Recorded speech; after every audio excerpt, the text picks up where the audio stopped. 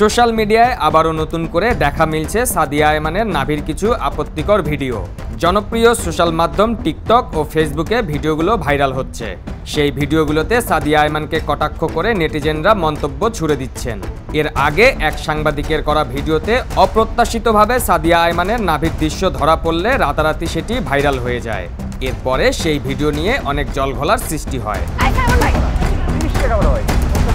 নাভিকাণ্ডের পর সাদিয়া আয়মান প্রচুর সমালোচনা ও আলোচনায় ভাসতে থাকেন। সাংবাদিকের করা সেই ভিডিও নিয়ে মিথ্যার আশ্রয় নেন তিনি।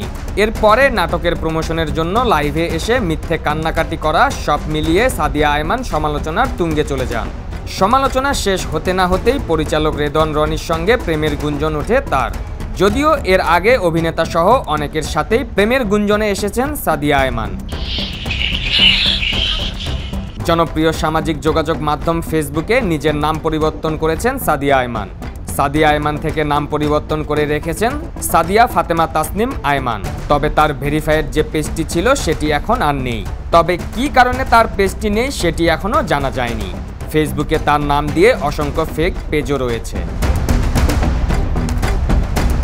ফেসবুকের সেই ফেক পেজ সহ জনপ্রিয় সোশ্যাল মাধ্যম টিকটকে সাদিয়া আয়মানের আপত্তিকর কিছু ভিডিও বের হয়েছে, যেগুলো দেখে সাদিয়া আয়মানের ফ্যান ফলোয়ারেরা তাকে ধিক্কার জানাচ্ছেন।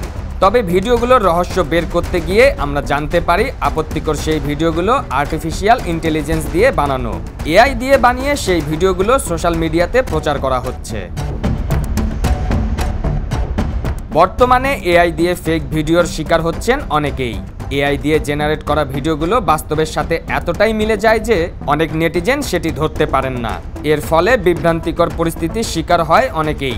তবে একটু ভালোমতো লক্ষ্য করে বিশ্লেষণ করলেই এআই দিয়ে বানানো ভিডিওগুলো খুব সহজেই ধরতে পারা যায়। অনেক দিন ধরেই কোনো রকম আলোচনায় নেই সাদিয়া আয়মান। নাটকের কাজ নিয়েই ব্যস্ত সময় পার করছেন তিনি। এর মধ্যে বিদেশেও ঘুরতে যাওয়ার কিছু ছবিও দেখা মেলে তার ফেসবুক আইডিতে। Parvez Mosharraf, the news.